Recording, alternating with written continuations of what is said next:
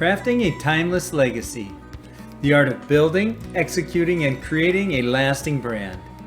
While engaging in talks with other entrepreneurs, the subject of brands comes up regularly. Brands have become more important than ever, and creating a lasting brand takes structure. It takes a plan. It takes execution.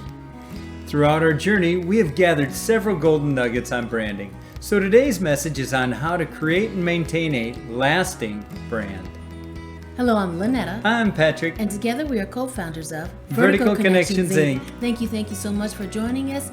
If you're new to this channel, please be sure to subscribe. Everyone click the like button, the bell icon, and share this message. Also, we greatly appreciate when you leave comments, and we look forward to those in the future. When focusing on a brand, it can be looked at in three categories: building it, executing it, and making it last. Oh yeah. First, let's define what a brand is. The dictionary's definition of a brand is a name, term, design, symbol, logo, or any feature that identifies one seller's product distinct from another's. So when you think about brands, you think about the brands that you engage in. And when you think about executing a brand or creating a brand, if done properly, it will work for you. Often, more so than not, people are engaging with your brand before they engage with you. So we're going to give you some information today that will help you carry on and build your brand. So please get out your notebooks and be ready to use them. The first one is that a brand is a promise. It's a promise of what the experience of working with you will be like. The brand that shows up ahead of you is a glimpse into that. It touches on both personal brands and company brands, which pertain to many who are in sales, especially those in the real estate industry, such as my wife.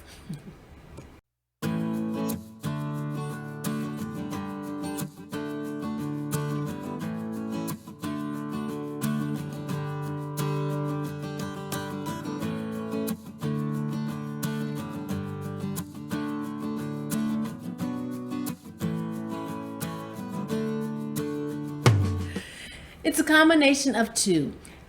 How are we marrying our own personal brand with the brand of the brokers that we're a part of? When you are starting to put together your brand, there are a few key things that you need to have. These filters can be used as reference points to outline what you're going to be doing. To start with, ask yourself a few key questions, such as, who are you serving? What is the product of service that you are providing, and how do you do it better than others? You want to think about how you differentiate your product. What makes your product more unique? What makes it better or beyond other existing products that are out there?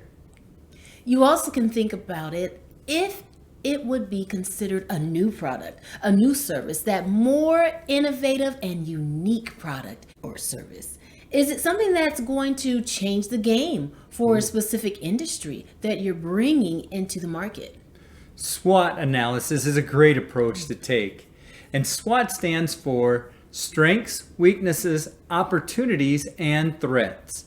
Whenever you're exploring a new business venture, a new idea, or a new service, you can do a SWOT analysis. When you think at going into a new field or industry, if you start with strengths and there's no market for it, you're destined to fail. If you may be more advantageous to look at the opportunities in the marketplace first to see if there is a void or a problem that needs to be solved. So we look at the opportunity first, and then we look at our strengths that we have to fill the void, to create a product or service that best serves that need or fills the void. We call them the 5 C's. You may have heard about this in marketing. Yes. The 5 C's are clean, concise, clear, consistent, and constant. You want your brand to be clean. It can't be cluttered or messy. No. You want your message to be concise. You want it to be clear in terms and what the product is, what the service is, and who you are servicing. So the consistent piece is that you're putting your brand in front of people constantly. You're putting it in front of them on a regular basis. The consistency piece is that you're consistent across the different platforms. So if somebody engages with you or your brand on social media, or your website, or even in printed materials, it's consistent in the brand messaging. And then with consistency and constancy, there is what is called time on brand. Yes. This is another term that is being used more these days in marketing and business. It's how much time people are spending on your brand. You want to make sure people are spending time on your brand, because what time on brand does is creates mind share. Time on brand creates mind share. A mind share is what people think of when it comes to product and services.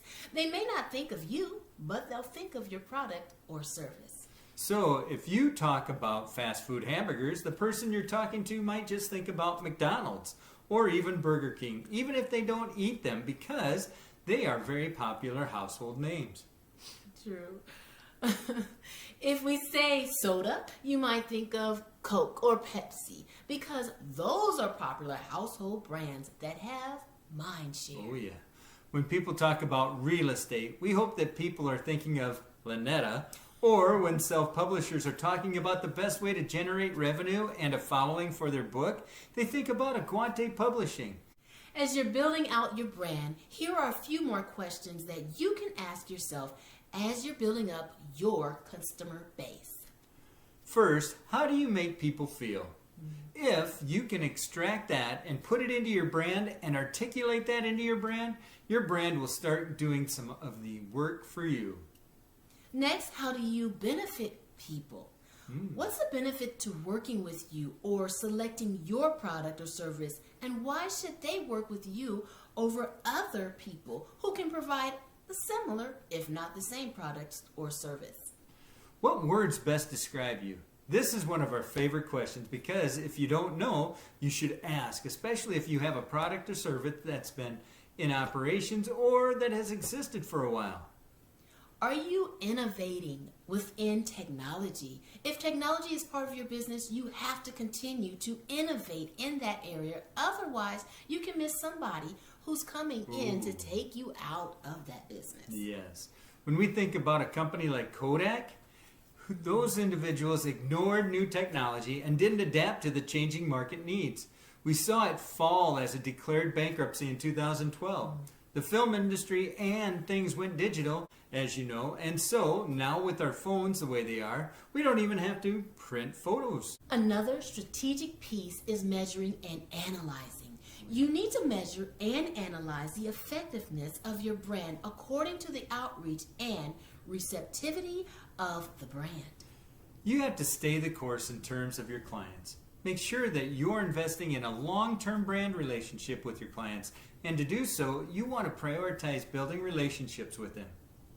When you have that brand and you have that service or you have that product, that experience is going to start the relationship.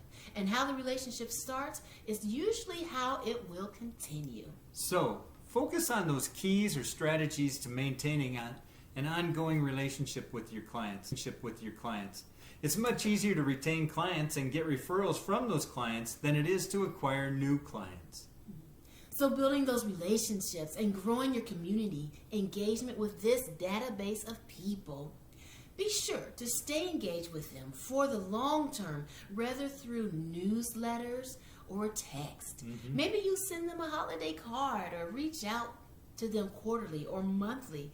Keep those relationships, and not just as sales representative or sales relationships, but as human relationships. This brings us to our last major point to how to build a brand. Evolve with purpose. If you don't have an underlying drive or purpose to what you're doing, you may get burned out faster. You may lose that vision and fizzle out because this is not something that you are truly passionate about anymore.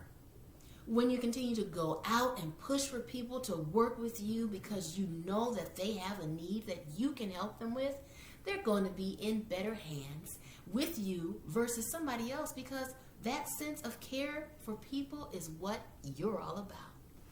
You want what's best for them, and if you feel like your product or service is best for them, then you will push them to work with you because you know you're going to protect them. You know you're going to service them better, and you know you're going to be the ultimate outcome as far as them doing better in the long run. So use these notes as you're building out your brand. We know that we gave you a lot here in this quick jam session, so if you need to, go back and listen to it again. If you found this to be helpful, please share it and like it. Also, if you know others that would benefit, have them subscribe so that they can receive the new messages and information that we provide. But until next time, Get connected to go vertical. Bye-bye. It's time to reverse the field and look at self-publishing through a different lens. Self-publishing authors believe that they need to complete their book and then go after an audience.